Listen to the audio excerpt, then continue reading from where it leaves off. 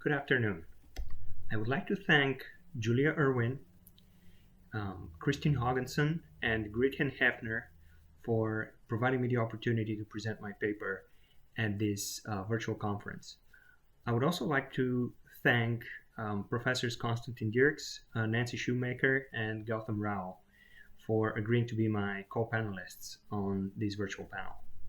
Without further ado, let us dive right into it. On March 2nd, 1833, U.S. Secretary of State Edward Livingston inaugurated the creation of America's first global bureaucracy. In his comprehensive report on the U.S. consular system, Livingston outlined a detailed reform endeavor that sought to transform, quote-unquote, the worst consular system in the world, and these are his words, into a modern foreign policy apparatus, the first such body in American history. As Livingston's bleak assessment of the state of U.S. consulship in his report suggested, his reform plan was long overdue. For decades, United States consuls, the commercial representatives of the early republic in foreign countries, had complained to the federal government about the lack of federal salaries, unclear institutional hierarchies, and incompetent instructions from Washington, which hampered their representative duties. To put an end to these grievances, Edward Livingston devised a list of provisions stretching from the outlining of consuls' hierarchical ranks and the mode of their remuneration to the minute matters of standardizing the consular uniform and regulating the matter of consular correspondence with the federal administration. Livingston presented his reform plan to President Andrew Jackson, who submitted it to Congress, initiating a decades-long conversation about reforming American consulship that culminated in the Consular Reform Bill of 1856. Why did Jacksonians, the champions of laissez-faire government and the ostensible enemies of a big federal state, advocate the creation of the nation's first global bureaucracy? I argue that the creation of America's modern foreign policy apparatus was a complicated historical phenomenon shaped by international processes, such as the establishment of new Latin American governments in the 1820s and 1830s, and a transatlantic movement for consular reform, as well as by specific national developments, that is, the Jacksonian War on Privilege and the institution of the spoils system. Only by accounting for this interplay between international and domestic developments can we appreciate the forces that shaped the creation of America's first global bureaucratic apparatus. To begin with, let us consider the wider Atlantic developments that informed Jacksonian consular reform. In the 1820s and 1830s, revolutions throughout Latin America toppled the old colonial regimes that had ruled this southern continent for centuries, with the explicit exclusion of foreign consuls. The new Republican governments in South and Central America cast aside the old colonial regulations, opening their ports and major cities to foreign consuls. More than anything else, the rise of these new hemispheric states presented new opportunities for consuls of the North American Republic to avail themselves of the new markets and resources of the southern continent. The dated U.S. consular system was simply not up to the task. Such was the businesslike nature of early Republic consulship prior to the rise of Andrew Jackson that consuls were almost universally descendants of mercantile elites who financed their operations with the extraction of fees and fines at their respective stations. Jacksonian proponents of reforming the consular system regarded the fee system as one which favored established mercantile elites and privileged the consuls stationed at the big commercial hubs across Europe. The way in which this system operated, what they argued, was highly prejudicial to consuls at ports with low commercial turnover, such as those beginning to emerge in the new Republican governments across the southwestern hemisphere. In the words of Edmund Watmow, U.S. Consul to Trinidad, Cuba, I quote, "The compensation by fees to a consul is totally inadequate to his support and tends to lessen him in the eyes of his countrymen, who cannot but view him in the light of an individual maintained at their expense. Much of that utility and influence which his station should command is consequently lost. End of quote. The introduction of salaries, argued this consul in a voice representing dozens of others, would act as an equalizing and democratizing agent across U.S. consular stations. Edward Livingston, too, subscribed to this view. His reform plan included the introduction of a fixed consular salary of $1,000 for vice consuls and $2,000 for consuls per year. Only a salaried consular service, impervious to mercantile considerations, the reasoning of these Jacksonians went, could truly defend the interests of U.S. citizens and promote the egalitarian and disinterested national character Jacksonians so deeply cherished. Along with the introduction of consular salaries, Jacksonians also sought to prevent consuls from engaging in business affairs that might jeopardize their public duties. I quote, "The consuls of the United States," complained the U.S. consul to Cartagena, Colombia in 1826, and I continue, "are of little use either to their government or to their fellow citizens. The natural consequence of their being engaged in mercantile business and of their dependent situations." End of quote. Facing a consular service practically monopolized by merchants, Jacksonian reformers mounted an uphill battle to introduce a federal agency in which the public good and the national interest would not have to compete with the prospect of private gain. A chief policy in their reform arsenal was the spoils system, by means of which Jacksonians installed their own political protégés to the consular office. By replacing the old class of merchant consuls with political appointees or protégé consuls, Jacksonian reformers hoped to turn the vice of U.S. government officials' entanglement in business affairs into the virtue of instituting a loyal democratic officialdom in foreign lands. Consulship thus offers historians the unique opportunity to see how a policy such as the spoils system, which we usually conceive of as a national phenomenon, had tremendous repercussions for the conduct of U.S. foreign policy across the globe. Consider, for example, the case of Nicholas Trist, U.S. consul to Havana from 1833 to 1840, a case which speaks to the vagaries of Jacksonian consular reform and the intersection of political partisanship, national respectability, and, to use a term coined by historian Matthew Karp, a pro-slavery foreign policy state. A great-grandson of Thomas Jefferson's, Trist received his consular appointment from President Jackson, who personally instructed him into his duties in the Cuban capital. This presidential instruction into the consular office was something quite unusual and pointed to the greater importance of partisanship in the conduct of consular affairs in the age of Jacksonian democracy. After his arrival in Havana, Trist provided ample evidence for the new style of consulship promoted by the spoils system.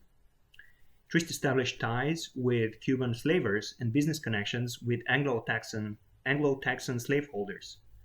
On their behalf, the U.S. consul circumvented the ban on the transatlantic slave trade by shipping recently emancipated Africans from Cuba to the booming cotton plantations in Texas, where these unfortunate individuals faced the grim reality of re-enslavement and southern plantation labor, captured by the work of scholars such as Adam Rothman, Rashona Johnson, Walter Johnson, and Edward Baptist.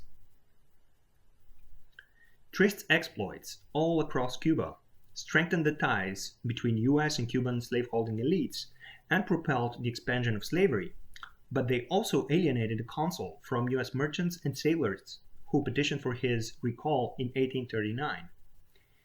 Trist's pursuit of private gains had been compatible with Jacksonian understandings of disinterestedness as long as the consul involved himself in the re-enslavement of African captives.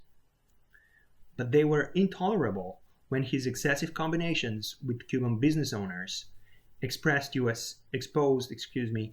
sailors to Trist's quote-unquote tendency to monopoly in cases of withholding sailors' wages, exploiting mariners' labor, or forcing mariners to use the services of Trist's Cuban business partners, for example, by using their hotels. In this sense, the opposition which effected Trist's recall skillfully navigated Jacksonian sensibilities about egalitarian citizenship while skirting the issue of racial exclusion.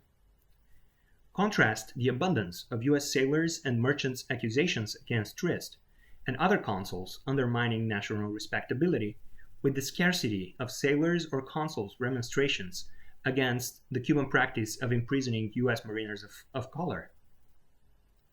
The disinterested national character promoted by Jacksonian reformers was far from an aspirational ideal of egalitarian global American citizenship. It had distinctively racial underpinnings, which did not escape the attention of Cuban authorities. When, 4 years after Trist's recall, the U.S. consul to Matanzas, also in Cuba, attempted to intercede on behalf of imprisoned mariners of color, on one of the rare occasions in which a consul actually interceded on this matter, the Cuban authorities pointed to the Southern Negro Seaman Acts as evidence that black people's rights meant as little to them as they did to Southern U.S. state officials. Trist's consular experience in Havana is illustrative of the wide-ranging disruptions and contradictions wrought by the introduction of the spoils system throughout the expanding U.S. consular network around the world.